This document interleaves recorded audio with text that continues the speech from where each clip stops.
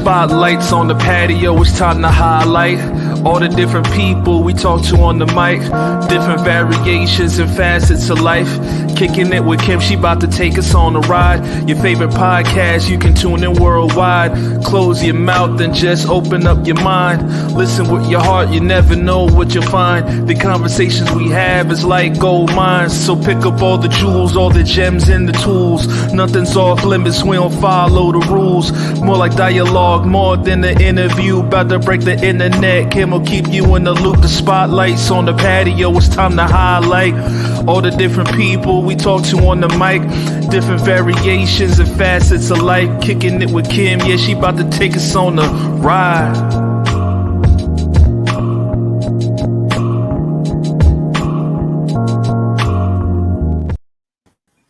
What's up, y'all? Thank y'all for coming to Kick It With Me on the Patio with Kim podcast, where we're bridging friendship through conversation. I'm Kim, and tonight I have the honor of Bryan being on my show as company to talk about coping with loss. Welcome, Bryan. Thank you for coming through. Appreciate you having me. So how you been doing? I've been doing all right. Like I said, just this new single dad thing going on, but take it a day at a time. And I ain't gonna lie, it's a little fun having a little man running around. Give me some life back. I get that. So, seeing, around this time of year, everybody's always talking about, the holidays and things that have happened over the holidays and stuff. And to me, it always correlates with missing somebody during those holidays. So, everybody has some type of loss. And I think talking about loss is really important. So I would like to know if you share, your special person with us today. Yeah, I do. I mean, like I said, I'll be 46 this year, and I've lost family members, in the past and stuff like that. But I think the one that hits the most, and it's the most recent one, is my younger brother, Patrick. It's kind of unexpected, and it caught everybody off guard. But I'm sorry, go ahead. No, go ahead. I won't interrupt. Oh, no, it's all right. I was gonna ask you to let us know, a little bit about Patrick and how y'all were. Well, look at Patrick. He's my younger brother by, man, I want to say about, I'm born at 78, 85. I'm bad at math, so hold on. He's about 7 years younger than me, but he was the baby brother. I'm the oldest. Then you got my middle brother Earl or Willie, and then you got Patrick. Then you got my baby sister. But Patrick's always been like the baby, what I'm saying, out of the boys. And growing up, we did the older brother thing, tease him, mess with him, stuff like that. And, we had a little, the sibling rivalry and stuff like that, growing up. But we still always had each other's back as brothers, as family, And, I would tease and stuff like that, but only family can do that. Anybody outside family do that, it's a problem. Like, nah, step off, man. You do it, you're not his brother. So go ahead. Mm-hmm. But as we got older, because like I said, me and my middle brother, we had left the house, joined the military and everything. So it was just my sister and my younger brother, Patrick. So they grew up together, kind of. So they got a history together as well.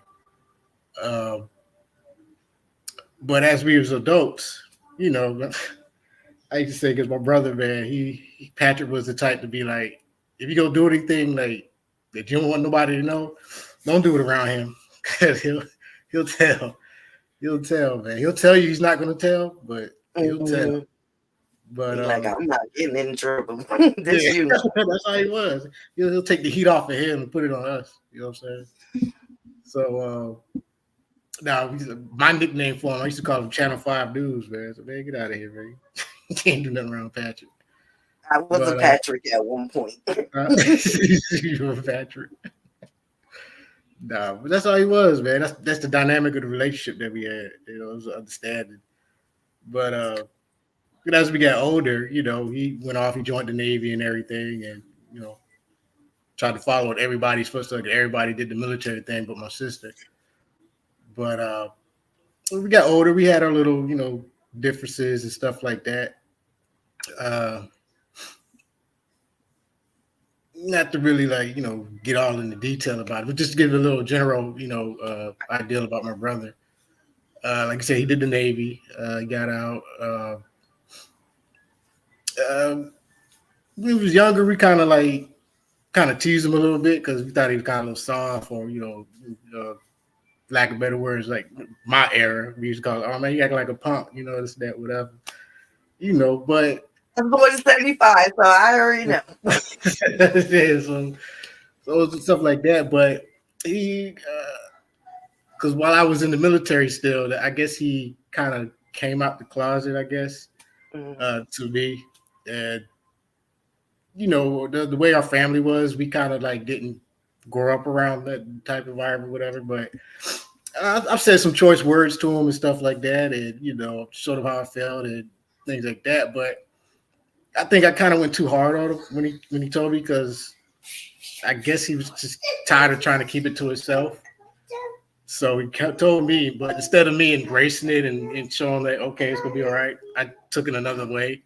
So I had to kind of call him back the next day and apologize for the things I was saying, because I was like, okay, man, if that's the thing, if you're gay and stuff like that, all right, that's cool. It doesn't change the fact that you're still my brother. You know, we're still family. Because I remember the times growing up, we laughed at stuff, we played video games, we did everything else, we all that. So he's still the same person. He just his sexual preference is just different than mine. You know what I'm saying? Hold on 1 second. But yeah, but you know, he came out like that. But I think that was kind of like bothering him too, uh, because how the rest of the family, not the immediate family, but you know, like grandmas and uncles and Perceptions, yeah, how he's going to receive like that. old school. Yeah. So he was kind of struggling with his identity and things like that. And, you know, he did kind of had a little addiction problem. You know, I didn't know when it started, but I just noticed it when it was kind of like on the heavy side. He had his little issues and stuff. Me and him, we had conversations about his use and stuff. But he was kind of one of those, just to generalize it, like functional addicts or whatnot. That makes sense. Yes, it does. Yes, it Yeah, does. he'll go through days without having to use whatever. Yeah. He'll go through days without using it. He'll be all right, but then I guess he'll get that itch and he'll go and do his thing, and then he's that whole different person that nobody likes. And he's the up and down, the roller coaster ride with that, what comes with that addiction. But you know, me and him, we always was back and forth during his addictions, at his high point of his addictions. Uh, I kind of matured with my relationship with him and understood that, you know, okay, it's not his fault. It's just what he's going through. I understand he went through stuff in his life, and I guess that's the best way to think about coping. So I just tried to embrace him more as a brother. Because he's, like you said, he's my younger brother, and I didn't like what was happening to him, but I didn't like seeing the things that he was going through while he was on it. And it grew, but he got some pushback from him, and I wasn't blaming him. I was blaming, his addiction issue and stuff. Substance, yeah. Right. But he started to come around because I guess he was getting sick and tired. I saw it coming. And like I said, somebody's not going to stop doing something until they get sick and tired of it. And I remember one night he was staying with me, and I picked him up and came to the house, whatever. I didn't get any questions about what he was doing, whatever, and stuff like that. He just called me for some help. So I came, got him. Didn't get into it because I didn't want him to think that it's going to be like, oh, I told you this, that. I was going to let him chill, just get him out the situation, let him relax, chill, whatever. The next morning, woke up, we sat down, had a serious conversation, three-way, my other brother. So we both sat down and talked to him, let him know, hey, bro, you got to stop, man. It's like you need some help, man. You can't do this on your own. You got to go to a rehab facility or something. It's that. Do it, man. You know what I'm saying? And he just poured out everything that was bothering him. And that's like the first time I actually see him like cry as a grown man. And that did something to me, you know what I'm saying? That kind of like yes, my brother. I'm actually talking to my brother now. That's a beautiful thing when someone can just express and unload what they've been having weighing them down for so long because they're just so tired of keeping it with them. So that was beautiful that he was able to do that with you. He's just telling me how this is how people look at me, this is how I feel. And it's like, Patrick, nobody's looking at you like that. Oh, they feel like I'm a nobody, I'm this, I'm that. Like, Patrick, you're not. It's just you're just on that stuff, man. That stuff makes you do that. When you're not on it, you're this person everybody want to be around. You help people, you do this, you do that, you're the kindest person. My daughter talks to you more than she talks to me. So I was like, oh, come on, man. So, Patrick, you're a likable person, man, And like you said, he started to get better. He was, getting back on his feet financially. The job was coming through. He was getting promotions at the job. He was actually getting to the point where it's like, okay, it's going to be all right. And our relationship was getting better. You know what I'm saying? Like we could actually sit down and have conversations without arguing about dumb stuff, Yeah. And laughing. It was cool. But like I said, coming to the unfortunate news that we got, he just went down and was supposed to do a VA appointment down in Richmond, and it was like I was saying like about 12 at night or something like that, and got a phone call from my father, and he's like, "Hey, you sitting down?" I was like, well, "What's going on?" I'm thinking something's going on. Conversation start with that. You know what I'm saying? I'm like, yo, I'm thinking there's something going on with my grandmother. You know what I'm saying? I'm like, all right, man, what's going on? But then that's when he told me, he's like, man, Boston County Sheriff came to the house and they said they found Patrick unresponsive or dead down there in Richmond at somebody's house, man. And I was like, that disbelief factor came in. Like, let's stop playing, y'all for real. Like, like y'all joking. Like, stop. Like, play. Come on. But I know those words all too well. Yeah, and like you said, he went into details saying it was they said it was an overdose, and not to tell too much, but his addiction of choice was the crystal meth stuff. That. And that's rampant. Yeah, in the streets right now. So especially up in this area right here, man. It's especially with the low income side of the city and stuff like that.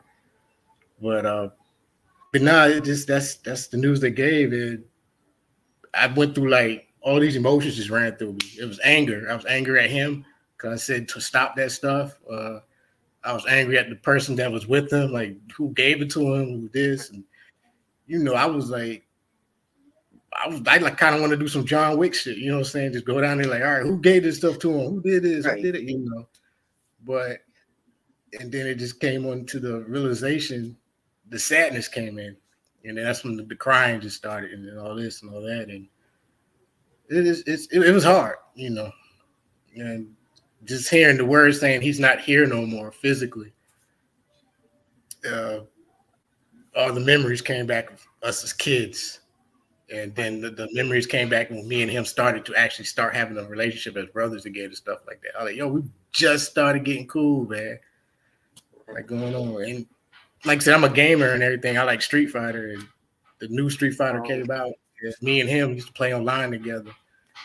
And it was straight, man. But yeah, I was devastated. Yeah. So,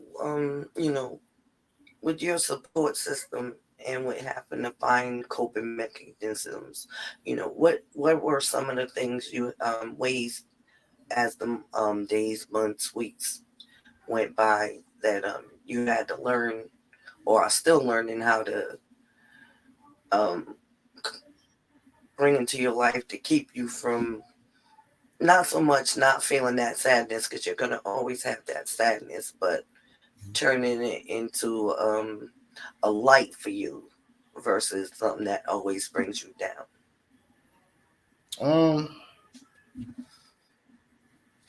My mother, because she's the one that took it the hardest, because that's her son. Nobody wants their child to pass away before them. Um, so yeah, with me and my brother, my sister, and my father, all going through the same thing. But like I said, my mother was the one that was feeling it the worst. So I had to show some type of control, I guess, lack of better words, to be there for her and to help my parents out and my sister, help them go through that and things like that. Because I'm not saying it doesn't happen, but it kind of helps to have somebody there to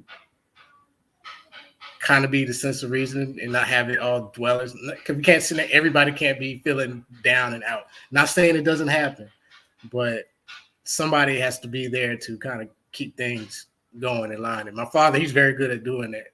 He was hurt, and I kind of felt like, as being the older brother, I had to show support too for my mom and stuff like that.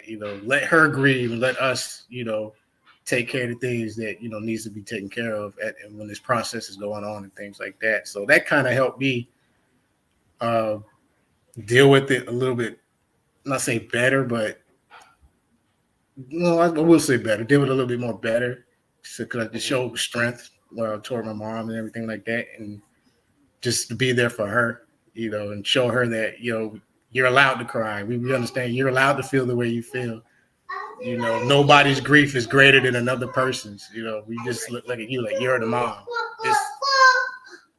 This is your son. So yeah, that kind of helped.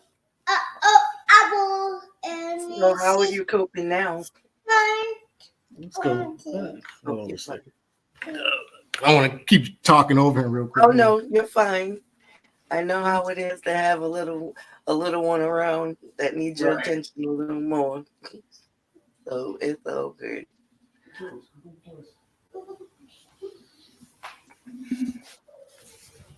Yeah. You say, how am I coping now? Yeah.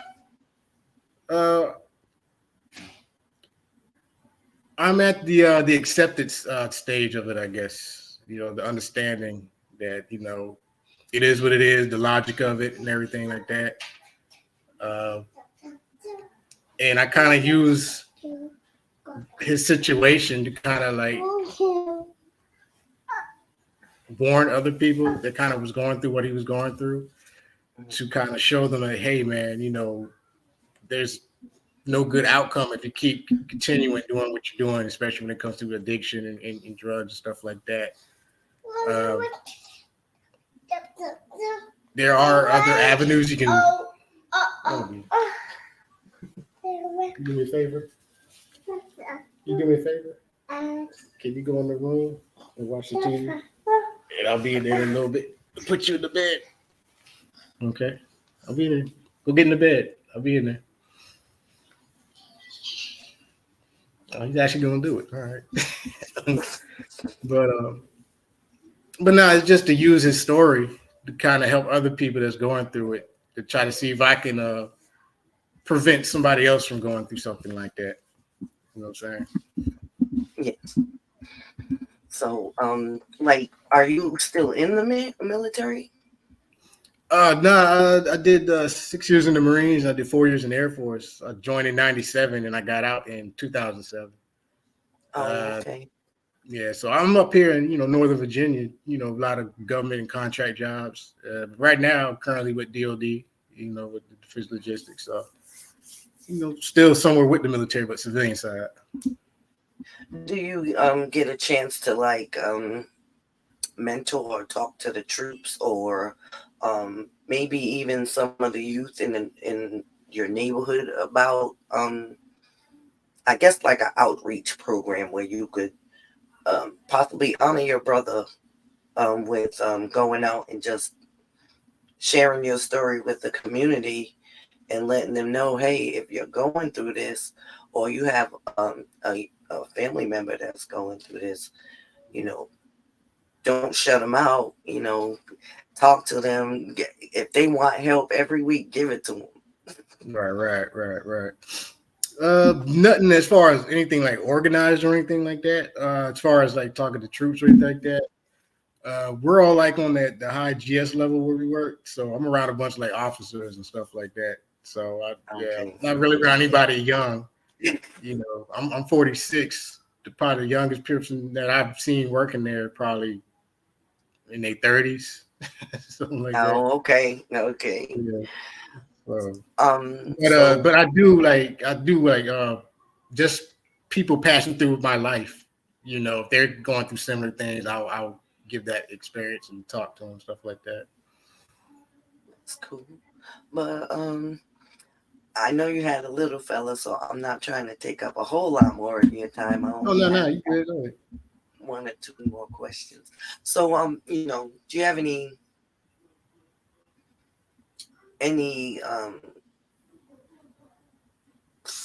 how can I say, a point of view or an advice of anyone who's suffering with a loss like yours, whether it be a sibling or anybody close to them? It still affects them, but I know sometimes the family members are so distraught that they can't get past it. So, do you have any little things that you might do just to not make it insignificant when I say pass it, but Yeah, I got you. there's little memory things or little moments where you just go off to your side. Is there anything that you could offer people in what you Um, do to cope with it? uh, there's a lot of things people can do. Because, like I said, every scenario is different. Every situation is different. You know, the relationship with the person that they're close to is different. Either immediate family, a close friend, or just somebody that helped them out in life. It varies. Um, but one thing I can say is at least have somebody that you can talk to, because that helped. Because I had family I can talk to and stuff, but I also had like coworkers that heard the situation. They gave they support and hey, you need to reach and talk just to talk. What I'm saying? We ain't even got to talk about that. We can talk about something else. Right. Just still be active with other people. Because I know some people just want to shut their stuff away and just mourn by themselves and stuff. But I, me personally, I don't think that's a good way to mourn. But hey, I can't speak for everybody. I'm just Right. going off of my opinion. But surround yourself with people that that has your best interest in mind, and that will help you get through it. Uh,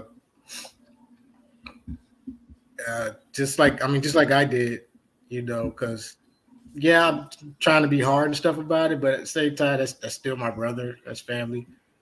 Uh, but at the same time, it's the older you are, it's just your mind frame where you're at. Because like you said, I eventually had to come to the acceptance part of it. 'Cause all the anger, the sadness, the oh my God, I'm never gonna see him again, all that. Yes, all that's real, whatever. But you have to come to the fact that it happened. You know, Yeah. uh, keep mourning him. Either use his experience as a lesson for other people, which I think is a good thing. Always look back on the good things that he's done. Because a lot of people always want to talk about negative stuff about people. Right. Don't do that. He did a lot. While he was here, and that's one thing that's going on with this world. Everybody wants to talk about the bad stuff people done. They don't talk about the good stuff people have done and stuff like that. Like the bad stuff out overshadows the good. And like Right. somebody has done a lot of good stuff, and that's another good way that we'll more about it. Think about the good times and the happy times that you had, you know, that brought a smile, and we had a couple of jokes, and we can laugh and stuff like, yo, remember when Patrick used to do this, and that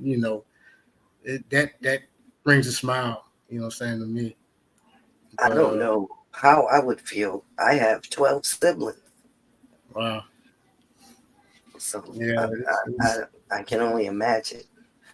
Um, but I would like to say hi to a couple of guests we have.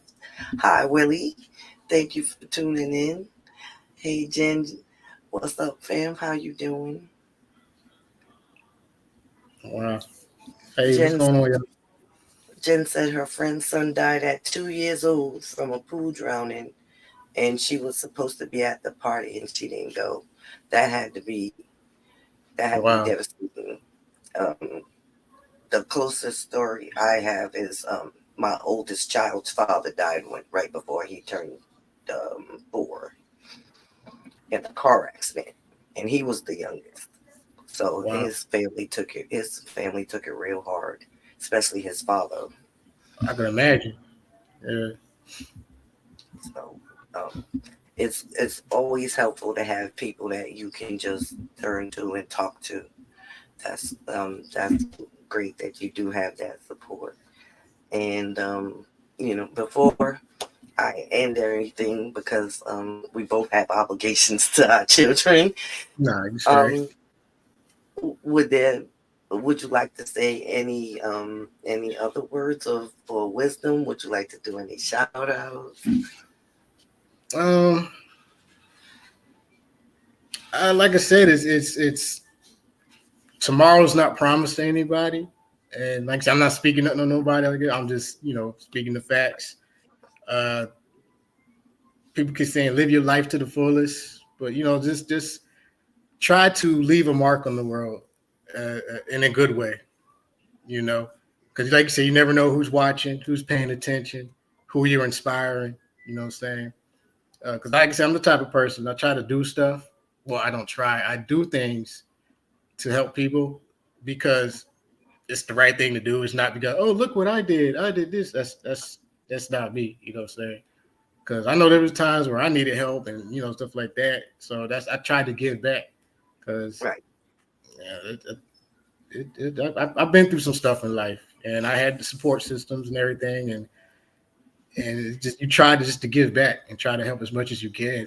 Because like you said, it's and the ones that are around you, especially like family and stuff, families fighting and this and that, whatever. Hmm. I say y'all need to squash all that and to the best of your abilities, whatever's going on, stop it because the next day they could be gone. And then, you're like, oh man, just last night I told him to go to hell and this and that, whatever. So Right. And now nah, you're just beating yourself yeah, up now you're all beating your yourself up, life. right? You know what I'm saying? So that's another reason why I'm glad me and my brother got our connection back like original for Pat, because if we didn't, man, yeah, that would have tore me up, I can So only imagine. cherish your loved ones when they're here, man, and tell them, hey, if you got to go out your way, just call somebody and say, hey, man, thinking about you, love you. Or, hey, dog, do that. You know what I'm saying? I say that. Well, okay, I'm gonna go ahead and shut this down. And all y'all, that's my time. Thank you, Bryan, for coming and sharing your special loss with us and allowing us to get an idea of who Patrick is, who he was to you, and who he is still to the world. because Right. his memory's gonna always live on. Still here. He put smile on people's faces. So everybody Patrick met always got a good story about him. He touched people in the right way. So Beautiful. Um, Thank you to everyone who decided to tune in or who's gonna listen to this later. Thank you to everyone who's watching live right now. Make sure you go to the Patio with Kim podcast wherever you stream. And while you're at it, you can like, share, and subscribe. But until next time, it's all love. peace out.